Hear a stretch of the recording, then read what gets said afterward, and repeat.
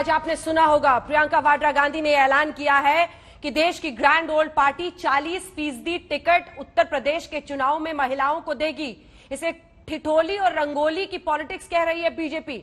आज बड़ी चर्चा इस पर करेंगे। डॉक्टर सुधांशु त्रिवेदी हमारे साथ राष्ट्रीय प्रवक्ता और सांसद भारतीय जनता पार्टी के जुड़ रहे हैं। सुप्रिया श्रीनेत कांग्रेस पार्टी की तरफ से मोर्चा संभालेंगी, जो प्रियंका वाड्रा गांधी के साथ मौजूद थी। अनुराग भदौरिया समाजवादी पार्टी के नेता और संजय कुमार जी सीएसडीएस की तरफ से हमारे साथ। और एक एनालिस्ट के तौर पर, महिलाएं क्या अब एक वोट बैंक इस देश में बन गई हैं? क्या ये महिला कार्ड है या फिर महिला सशक्तिकरण? देश की ग्रैंड ओल्ड पार्टी यूपी चुनाव को महिला चालीसा की मदद से जीतने की रणनीति तैयार कर रही है। प्रियंका गांधी ने ऐलान किया है कि इस बार पार्टी 40% महिलाओं को टिकट देगी, यानी अगर पार्टी 403 सीटों पर चुनाव लड़ती है तो 160 से ज्यादा सीटों पर महिलाएं लड़ेंगी। तो क्या कांग्रेस उस तबके में करिश्मे की उम्मीद कर रही है जिसे नरेंद्र मोदी साइलेंट वोटर बताते हैं? आपको याद होगा 2019 में नरेंद्र मोदी को सत्ता तक दोबारा पहुंचाने में महिलाओं ने बड़ी भूमिका निभाई थी। हम आंकड़ों के जरिए आपको बताएंगे, खास उत्तर प्रदेश में कितना वोट प्रतिशत मिला था कांग्रेस को बीजेपी को, और महिलाओं ने कितना वोट प्रतिशत दिया था बीजेपी को कांग्रेस को। तब आप समझेंगे कि आज महिलाओं की अहमियत इतनी राजनीति में क्यों बढ़ रही है। लेकिन इससे पहले की चर्चा की शुरुआत करें और ये आंकड़े आपको दिखाएं। ये रिपोर्ट। उत्तर प्रदेश में कांग्रेस पार्टी 40% टिकट महिलाओं को देगी।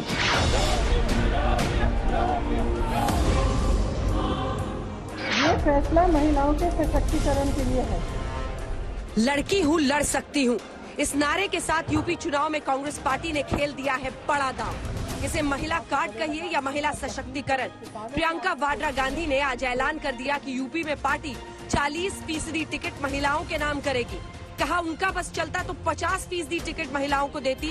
आवेदन अगले महीने की 15 तारीख तक खुला रहेगा। यूपी में आरक्षण बढ़ेगा तो देश भी बढ़ेगा।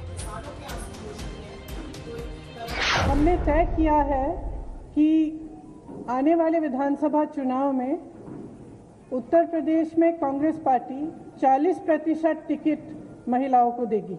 शुरुआत है, 40 से शुरू करेंगे। अब मैंने कहा अगर मेरा बस चलता तो 50 होता, तो लेकिन सबकी सहमति के साथ 40 तय किया है। अगले चुनाव में 50 भी हो सकता है। हालांकि खुद चुनाव लड़ने के सवाल पर प्रियंका ने क्या कहा वो भी सुनिए। सवाल सीएम के चेहरे पर भी हुआ और पंजाब में भी महिलाओं को टिकट देने पर, उस पर भी प्रियंका का जवाब सुनिए। ये निर्णय मैंने अभी लिया नहीं है, अभी कुछ टाइम है चुनाव के लिए, मैं नहीं लूंगी। हाँ, इस पे सोच के मैं निर्णय लूंगी कि लड़ना है कि नहीं। कांग्रेस क्या मुख्यमंत्री का फेस देकर चुनाव लड़ेगी या विदाउट सीएम कैंडिडेट? मैंने उस सवाल का भी अभी जवाब दिया। इस पे अभी निर्णय नहीं हुआ है, जब होगा आपको पता चल जाएगा। मैं उत्तर प्रदेश की इंचार्ज हूँ यहाँ का, जैसे मैंने कहा हमने निर्णय लिया है। अब ये मिसाल बनेगा, अगर दूसरे भी इसको फॉलो करना चाहते हैं तो बहुत अच्छा रहेगा। प्रियंका गांधी उत्तर प्रदेश चुनाव में पूरी ताकत झोंक रही है। लखीमपुर खीरी से लेकर हाथरस के मुद्दे पर प्रियंका ने योगी सरकार के खिलाफ मोर्चा खोल रखा है। ये चुनाव कांग्रेस पार्टी की तीसरी गांधी परिवार के सदस्य के लिए आर पार की लड़ाई है। लेकिन क्या ये महिलाओं के लिए टिकट का आरक्षण तुरूप का पत्ता साबित होगा? प्रियंका ने आज 4 लड़कियों की बात भी की। उन्नाव, हाथरस, लखीमपुर और सोनभद्र की बेटियों को ये फैसला समर्पित किया। ये निर्णय मैंने उस महिला के लिए लिया है जिसने गंगा यात्रा के दौरान मेरी नाव को वापस तट पर बुला के कहा कि मेरे गांव में पाठशाला नहीं है, मैं अपने बच्चों को पढ़ाना चाहती हूँ। ये निर्णय उस लड़की, प्रयागराज की एक लड़की पारो के लिए लिया गया है, जिसने मेरा हाथ पकड़ के मुझे कहा कि दीदी बड़ी होकर मैं नेता बनना चाहती हूँ। ये निर्णय उसके लिए है। ये निर्णय चंदौली में जो शहीद एयरफोर्स के पायलट हैं, उनकी बहन वैष्णवी के लिए है, जिसने मुझे कहा कि उनके भाई शहीद हो गए हैं लेकिन वो पायलट बनना चाहती है। ये निर्णय उन्नाव की उस लड़की के लिए है जिसको जलाया गया, मारा गया, उसकी भाभी के लिए है जो आज भी संघर्ष कर रही है उसका, और उसकी 9 साल की भाभी की बेटी के लिए है जिसको स्कूल में धमकाया गया था। ये निर्णय हाथरस की उस माँ के लिए है जिसने मुझे गले लगाकर कहा कि उसको न्याय चाहिए, उसको न्याय नहीं मिल रहा है। ये निर्णय रमेश कश्यप की बेटी के लिए है, उसका नाम भी वैष्णवी है। जो बड़ी होकर डॉक्टर बनना चाहती है। लखीमपुर में एक लड़की मेरे से मिली, मैंने उससे पूछा क्या बनना चाहती हो बड़ी होकर, उसने कहा प्रधानमंत्री बनना चाहती हूँ।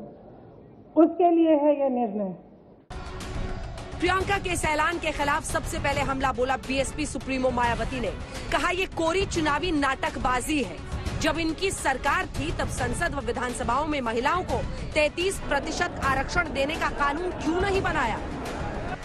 मायावती ने ट्वीट किया, कांग्रेस जब सत्ता में होती है व इनके अच्छे दिन होते हैं तो इनको दलित, पिछड़े व महिलाएं आदि याद नहीं आती, किंतु जब इनके बुरे दिन नहीं हट रहे हैं तो पंजाब में दलित की तरह यूपी में इनको महिलाएं याद आई हैं व उन्हें 40% टिकट देने की घोषणा इनकी कोरी चुनावी नाटकबाजी है।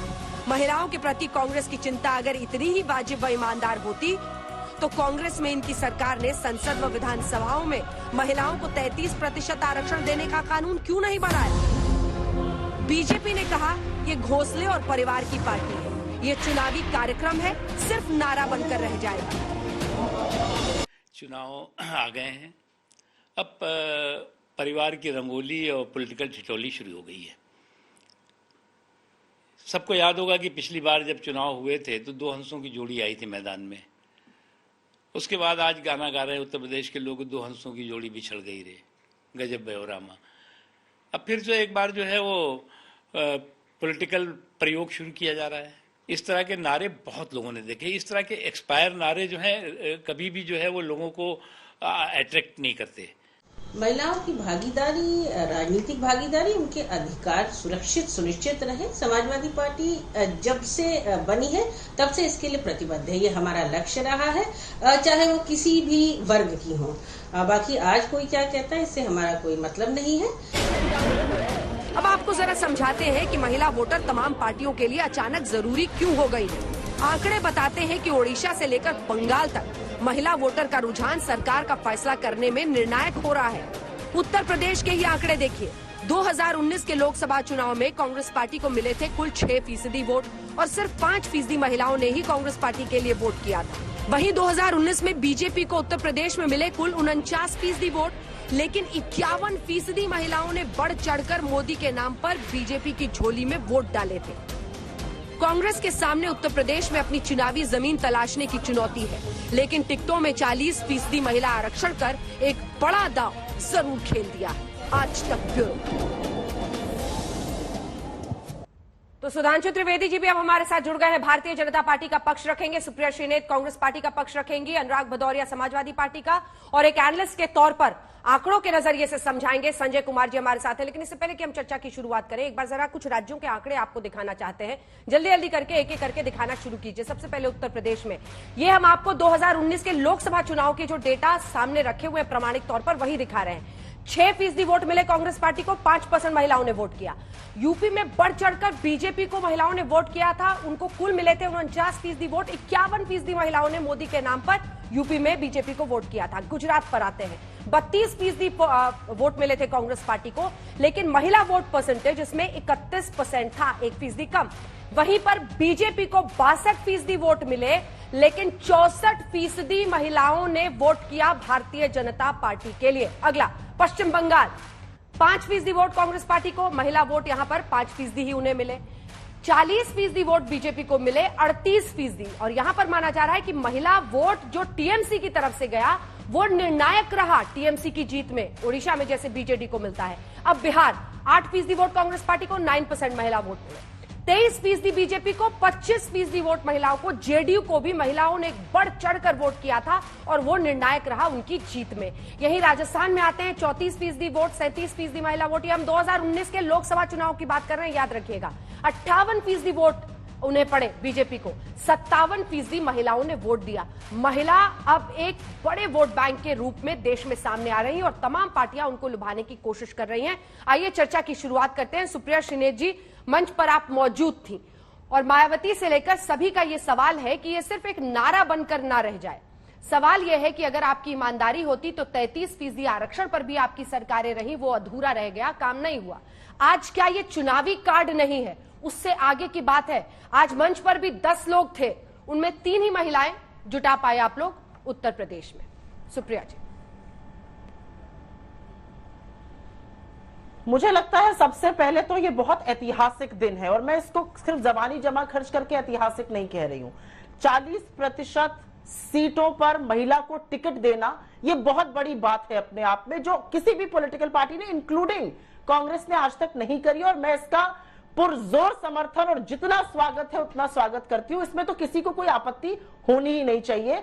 मुझे ऐसा लगता है कि इस मंच पर भी बैठे हुए लोगों को आपत्ति नहीं होगी आपके प्रोग्राम पर, पहली बात। दूसरी बात, आपने जो 3 महिलाओं की करी और 7 और पुरुष थे, इसी को तो बदलना है अंजना जी। और ये कब बदला जाएगा? जब ज्यादा से ज्यादा महिलाएं राजनीति की मुख्य धारा में आएंगी। और वो राजनीति की मुख्य धारा में कैसे आएंगी? जब उनको ऑप्शन ही नहीं मिलेगा, उनके सामने ऑप्शन ही नहीं होगा कि कैसे वो आ सके। जब आप टिकट महिलाओं को दीजिएगा तभी वो चुनी जाएंगी। आपको महिलाओं को नेता और लीडर बनाना पड़ेगा, और उसके लिए हम सबकी प्रतिबद्धता चाहिए। मुझे तो लगता है आज भाजपा, सपा, बसपा, हम सबको खड़े होकर बोलना पड़ेगा कि देश के सबसे बाहुल्य क्षेत्र उत्तर प्रदेश में हम ये कमिटमेंट करते हैं, ये अच्छी पहल है, इसमें क्या नुक्ताचीनी है? उसी रियलिटी को बदलना है जो आपने पॉइंट आउट किया। मैं बहुत बड़ी बड़ी बातें नहीं करूंगी, मैं ये बात जरूर कहूंगी कि आज उत्तर प्रदेश का चुनाव है और उत्तर प्रदेश एक बड़े निर्णायक मोड़ पे खड़ा है, और यहां पर जो आधी आबादी के साथ पिछले कुछ वर्षों में हुआ है, कहीं पर अगर महिला ज्यादा राजनीति में सक्रिय होती, अगर ज्यादा महिलाएं मुख्य धारा में होती, तो शायद ये नहीं हो पाता। आप देखिए कि पंचायती राज में, और ये एक एम्पेरिकल फिगर है जो मैं आपके दर्शकों के साथ जरूर बांटना चाहती हूं, पंचायती राज में 30 लाख निर्वाचित सदस्य होते हैं, ग्राम, ब्लॉक और जिला पंचायत मिलाकर। इसमें से 10 लाख महिलाएं हैं, 1/3 महिलाएं हैं, और विधानसभा में 4120 विधायक हैं पूरे देश में, जिसमें से सिर्फ 334 महिलाएं ही क्यों है? 1/10 से भी कम की क्यों हो जाती है? और जहां तक आपने 33% रिजर्वेशन की बात करी, आपको याद होगा इसको पास करने की पुरजोर कोशिश हमने करी थी, राज्यसभा ने पास कर दिया था, लोकसभा ने इस पे पास नहीं किया था। मैं आज हाथ जोड़ के प्रधानमंत्री मोदी जी से और भाजपा की सरकार से यह आवेदन करती हूं, और हमारे नेता ने उनको चिट्ठी लिखी है 1 साल पहले, कि आपकी पूर्ण बहुमत की सरकार है, लेकिन पिछले 7.5 साल में विमेन्स रिजर्वेशन बिल 33% की हमने एक भी बात जो भाजपा के मैनिफेस्टो में भी है, ठीक है, नहीं सुनी है। आप आगे बढ़िए, पहल करिए 33% रिजर्वेशन की, जो हमने उत्तर प्रदेश में अपने दावेदारों की कर दी है। ठीक है, सुधांशु त्रिवेदी जी, आज बड़ा सन्नाटा है सर बीजेपी के खेमे में।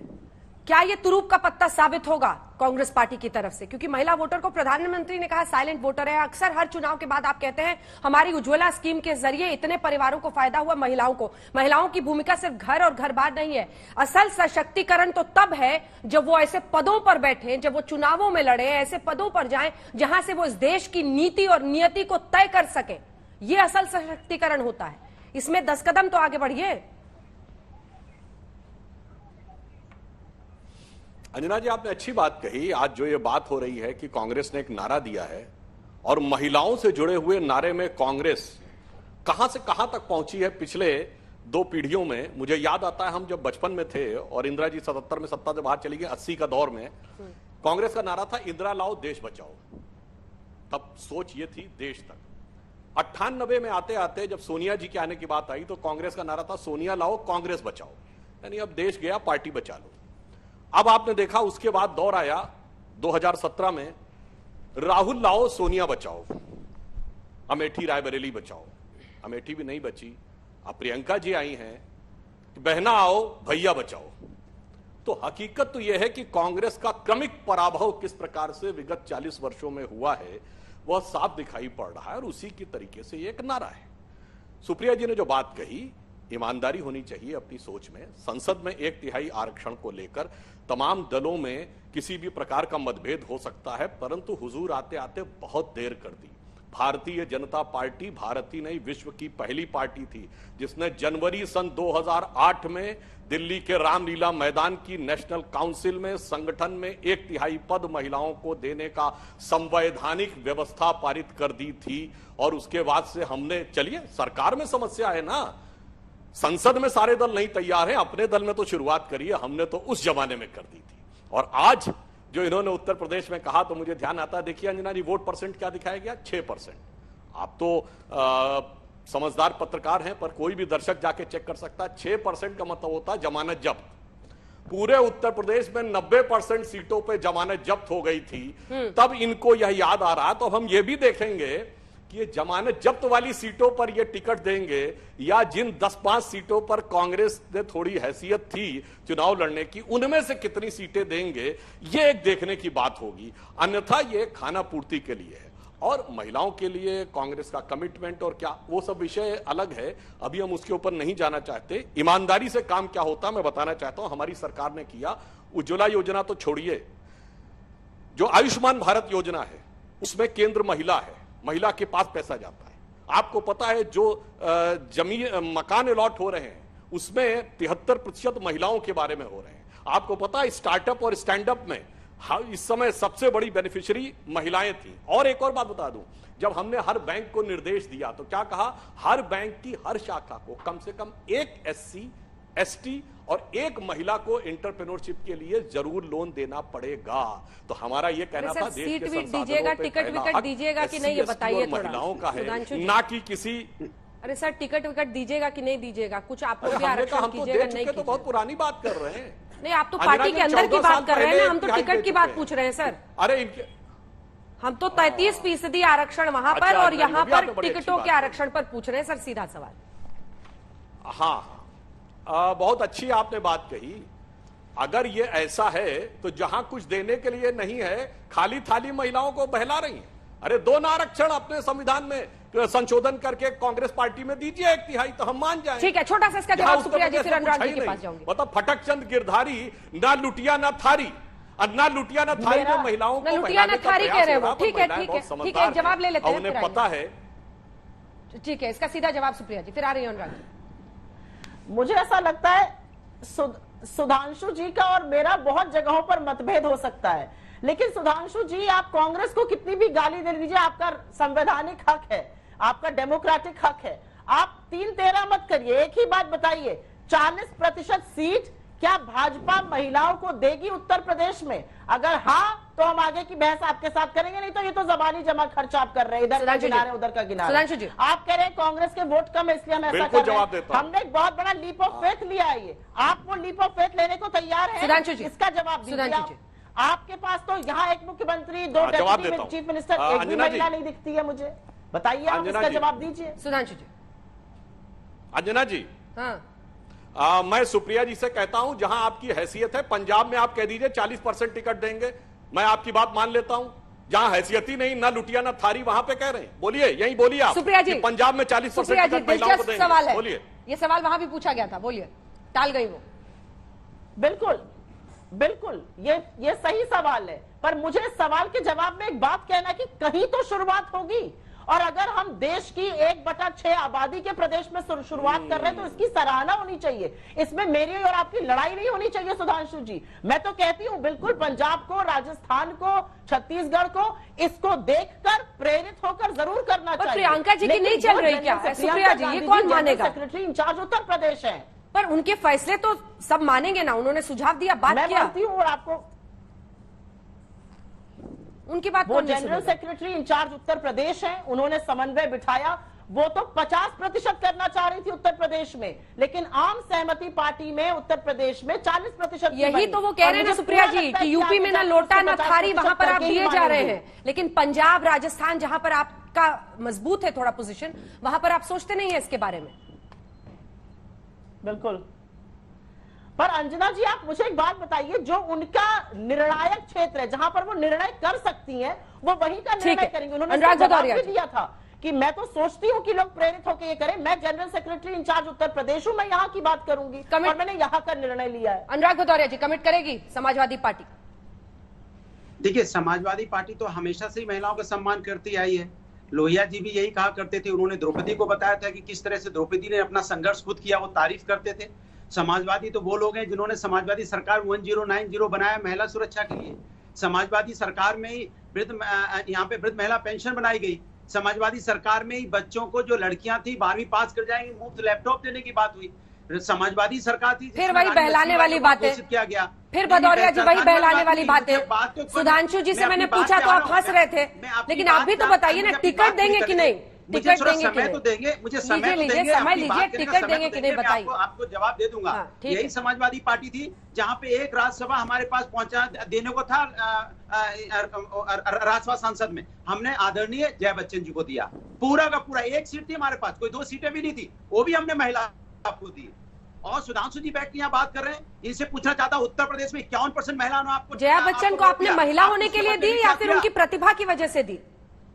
नहीं, आपने महिला बात की है, अभी बात प्रतिभा की हो ही नहीं रही है। मतलब बात दोनों महिला तरफ की से हो रही है। बैटिंग कीजिएगा। और नहीं, दोनों तरफ से बात कर लीजिए ना। प्रतिभा है तो भी महिला है, महिला है तो भी प्रतिभा है, दोनों उनके पास थी। दूसरी बात, जहां तक आप बात कर रहे थे सुधांशु, यहाँ पे सुधांशु बात कर रहे थे 51% महिलाओं ने इनको वोट दिया उत्तर प्रदेश के अंदर में, और इन्होंने महिलाओं के साथ उत्तर प्रदेश अत्याचार में नंबर 1 कर दिया महिलाओं में। सोचो आप, ये महिलाओं के साथ इन्होंने किया है, ये महिलाओं के साथ किया कि हथरस जैसी घटना है कि जिन्होंने 51% वोट दिया, ये महिलाओं के साथ किया कि उन्नाव जैसी बेटी के साथ अन्याय इन्होंने महिलाओं के साथ किया। बताइए आप, लखनऊ में कहां इन्होंने बेटियों के साथ अन्याय नहीं किया, उत्तर प्रदेश महिलाओं के अत्याचार में नंबर 1 बना दिया।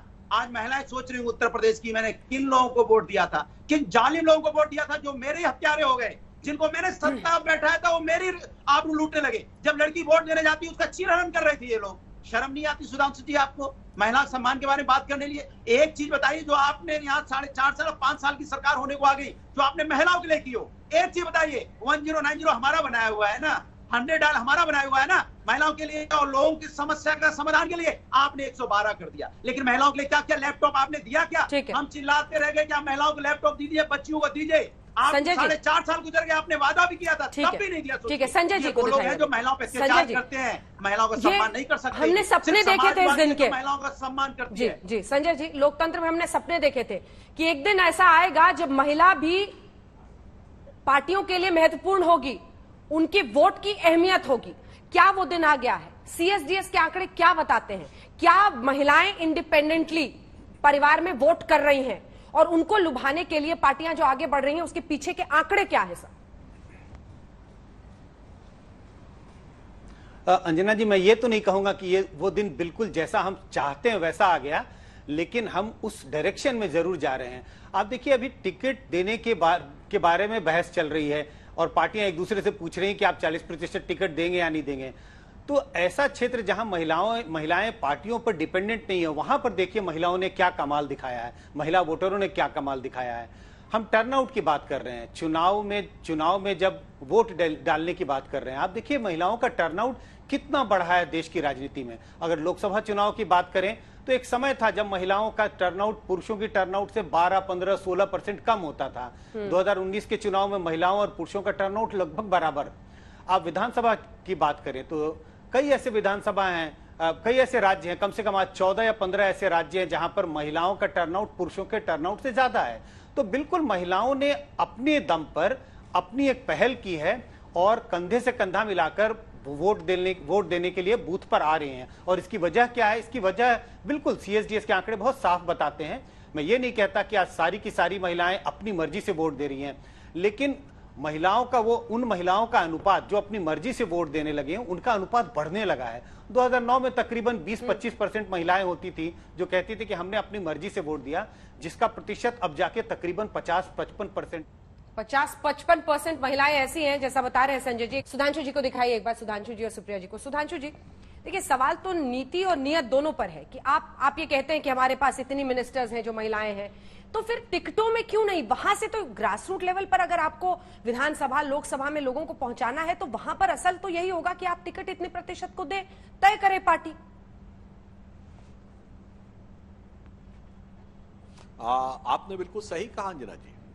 हमने 11 मंत्री हैं इस समय महिला। भारत के इतिहास में कभी 11 मंत्री महिला नहीं रही। अपनी योग्यता और क्षमता से है, चाहे स्वर्गीय सुषमा स्वराज जी हों, चाहे स्मृति ईरानी जी हों, निर्मला सीतारमण जी हों, जो आज बड़े बड़े पदों पे हैं, कैबिनेट कमेटी ऑन सिक्योरिटीज में देश की रक्षा संबंधी तमाम निर्णय ले रही हैं, परंतु यह अपनी योग्यता क्षमता से है, किसी की बेटी या पोती के रूप में नहीं है जो उनको मिला। और दूसरी बात, मैंने तो ये बात कही, जहां कैबिनेट में शक्ति है वहां पे दिया है।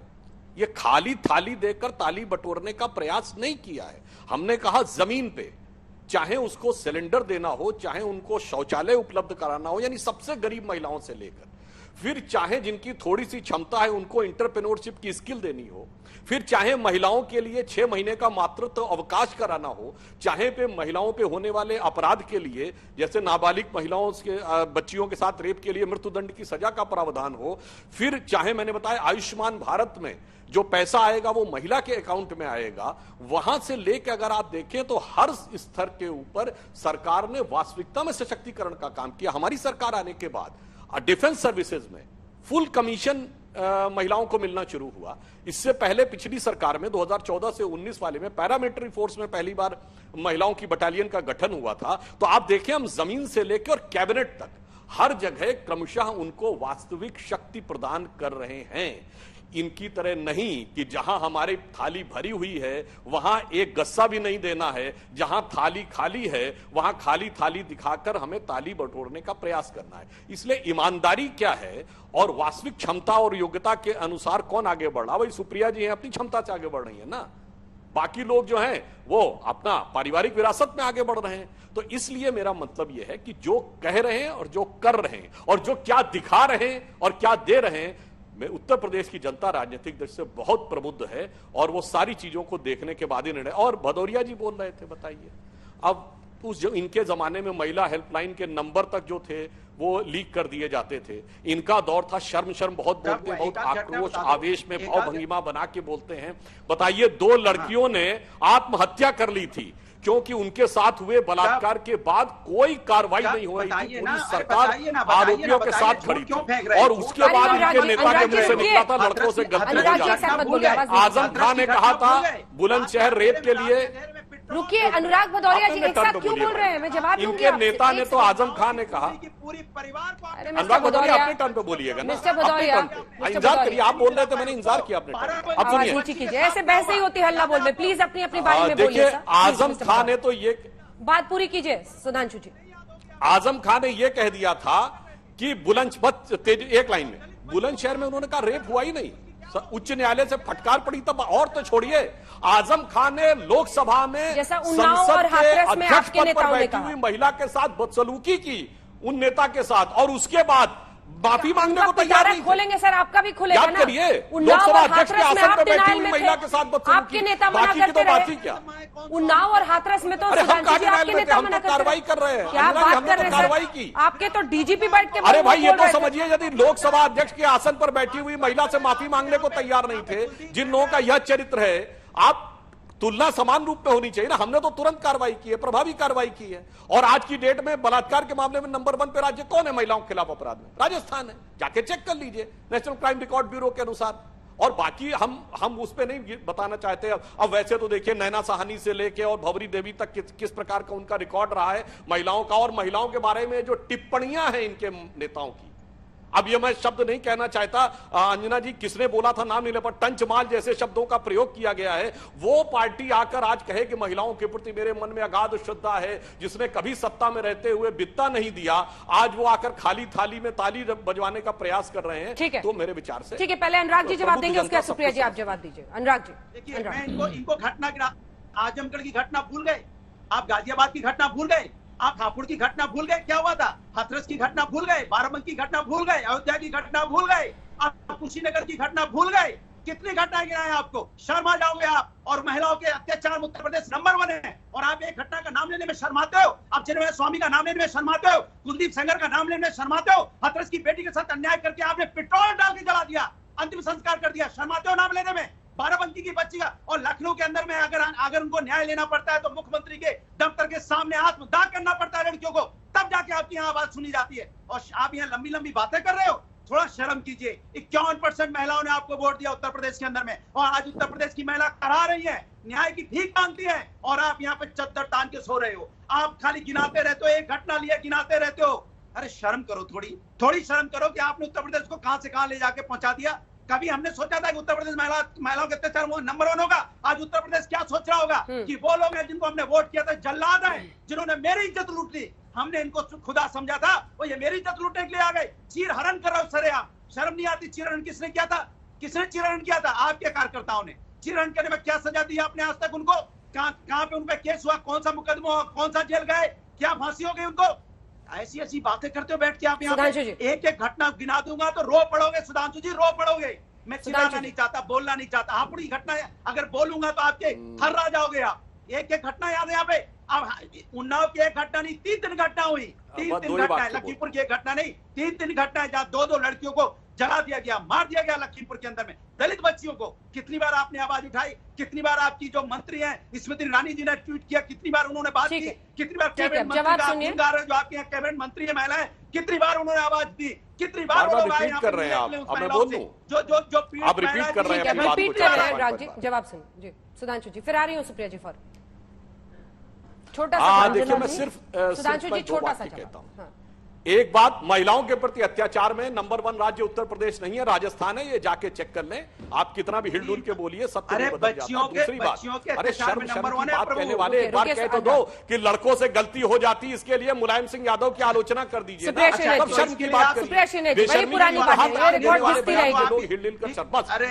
कर सुधांशु जी कुछ अच्छा बोलिए।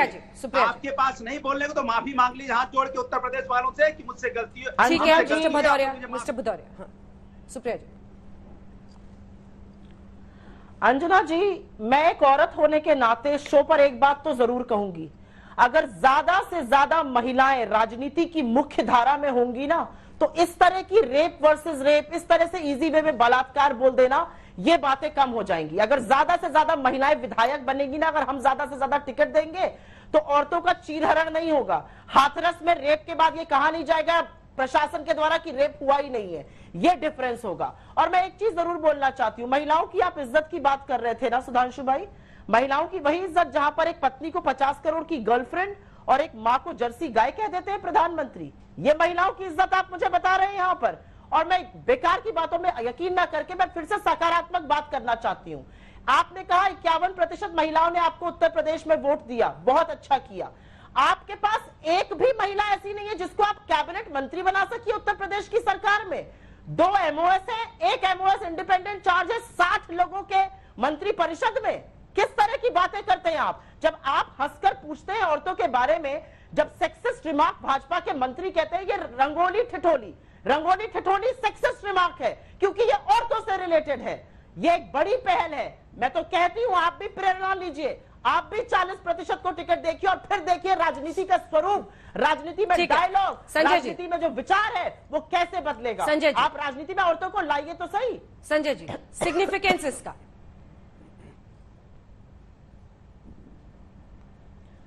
सिग्निफिकेंस 40% महिलाओं को टिकट देने का सिग्निफिकेंस बहुत है। मुझे लगता है देखिए कांग्रेस, अगर आप देखिए कांग्रेस यूपी में क्या चल रहा है और कांग्रेस किस तरह से पहल कर रही है, एजेंडा सेट कर रही है। जैसा सुप्रिया जी कह रही थी, मुझे नहीं लगता कोई पार्टी इस बात का विरोध कर सकती है कि हम 40% टिकट्स नहीं देंगे और किस आधार पर नहीं देंगे। तो एजेंडा सेट किया जा रहा है और ये एक पॉजिटिव एजेंडा है। आप महिलाओं को ज्यादा टिकट देंगे, महिलाएं चुनाव जीत करके विधानसभा लोकसभा में आएंगी और जैसे ही ज्यादा महिलाओं का प्रतिनिधित्व होगा विधानसभा और लोकसभा में, तो नीतियां किस तरह से बनेंगी और किस तरह की नीतियां बनेंगी, इसमें मूलभूत परिवर्तन होगा। और मुझे लगता है ये देश में एक प्रगतिशील परिवर्तन की ओर देश आगे बढ़ेगा। ठीक है, एक लाइन में सुधांशु जी, रंगोली ठिठोली नहीं है, एक फैसला है और इससे कम से कम कहीं तो शुरुआत होगी। कुछ कीजिए सर। हाँ शुरुआत है तो कर देना। उत्तराखंड में कह दें, पंजाब में कह दें कि हम चुनाव में हो रहा है, इसके साथ ही हम देंगे, गोवा में देंगे, बोल देना। चलिए हम राजस्थान में छत्तीसगढ़ तो अगले साल होगा, गुजरात अगले साल कहीं। चलिए अब हम बता रहे, चलिए आप कह दीजिए कि आप अपने राष्ट्रीय महासचिव और सचिव इतने हैं, हम बताएंगे 40%। बता दीजिए जहां सत्ता में है हमने तो करा। वहां दीजिए, हम वहां देंगे, आप वहां दीजिए, आप वहां करके दिखाइए, आप यहाँ करके दिखाइए। शुरुआत ऐसे तो नहीं ही होगी।